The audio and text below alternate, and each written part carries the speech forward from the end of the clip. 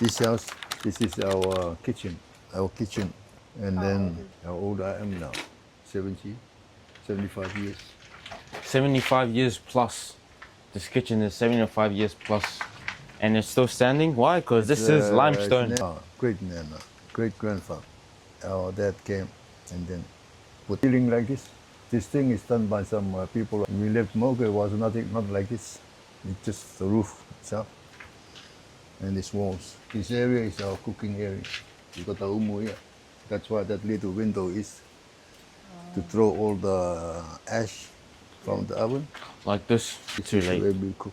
This is where we eat. Over here, there's a wall here. And that's our main house. Today, it's only the foundation. When the hurricane came in 1968, all this area was full of sand. The wave came round here, not on the side, around the house.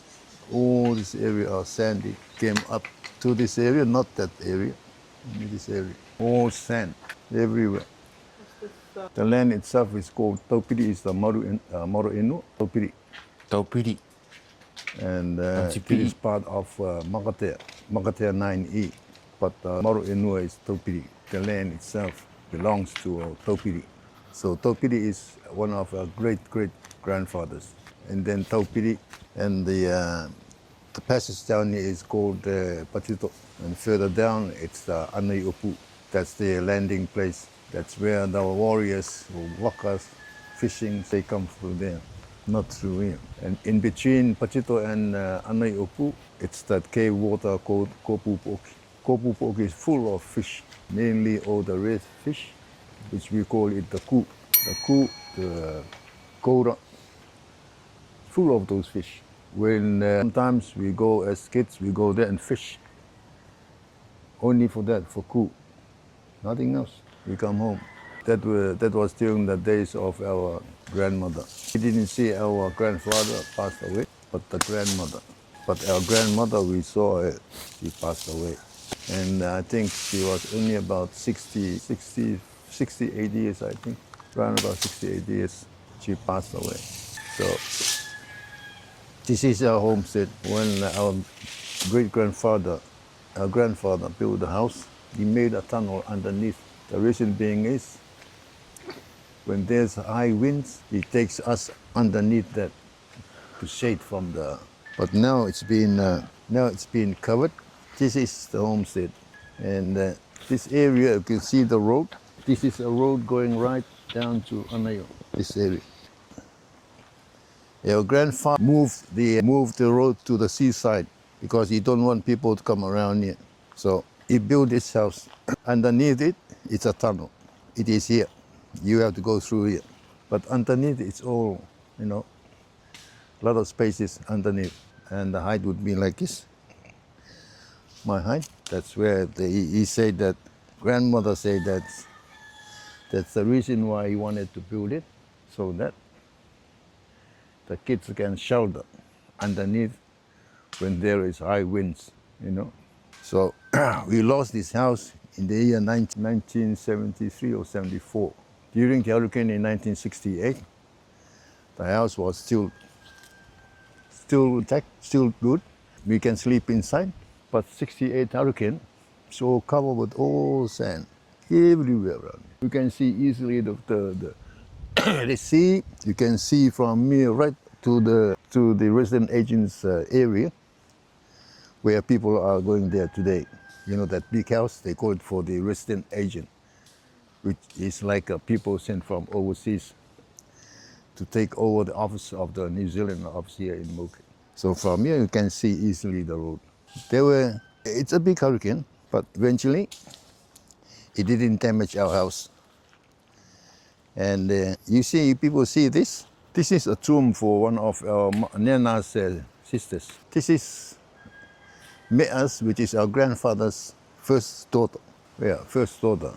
But Taputukura took her to Michiaro, because Taputukura is a Michiaro, but the father is Raya. So they took the girl with them to Michiaro. But sometimes she come back to Moke.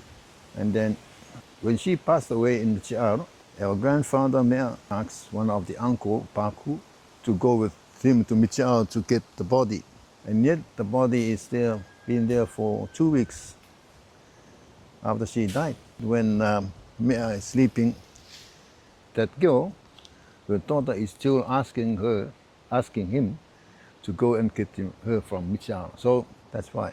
So he built this tomb. This is a tomb. This is a big tomb. So he built a tomb for that daughter of his because it's Mea's tomb. She named the girl as Mea too. So they went into Michal to get the body. When they got the body from Michal, the body was still good, pure, not even, no, what you call it, you don't smell anything. So they put the body on their boat, they came back. So when they came back to Moke, it was said that the sea was very calm. And then they got here, put her on her bed. Everything belongs to her, goes into this. So they left her in the tomb. But our grandfather, Mea said, told the uncle Paku, the Paku, not to seal the door.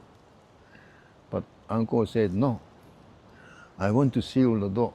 He doesn't want to leave the door open. And then Mea said, okay, you can do it. So and it was a couple of months after the burial, then something happened. What happened that night was, there was a big bang here. Our grandfather and grandmother woke up and came. The top is open. Everything is open. The door, the top. So they came in. There's nothing inside. It's all gone. No bed, nothing at all. Whatever they left for her, it's all gone. Then during those times, they were a strong Catholic believers. And then most of the Catholics that during that time says that when they heard the news, they said to themselves that that girl is, we call it, a saint. But that's how they think about it. But we don't know, nobody knows what happened. Nobody knows what, but the tomb was left with nothing inside. So we grew up, we saw the tomb, and then, never mind, now people can bring it down. So we knocked the tomb down with our uncles, Uncle Paku, Uncle Matai, we all came down, they all came down here, so we all knocked the thing down. And then covered, and then we planted flowers on this. Only flowers, nothing else, just flowers. So that's the story about this.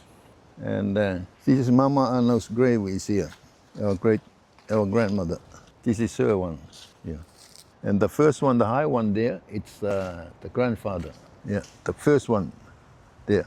And this one is our grandmother, Mama Anaio, or they call her Wainewetan. And the rest are her kids. Yeah, that's Mea's. That's the grandfather. All the rest are the siblings. I mean, their children.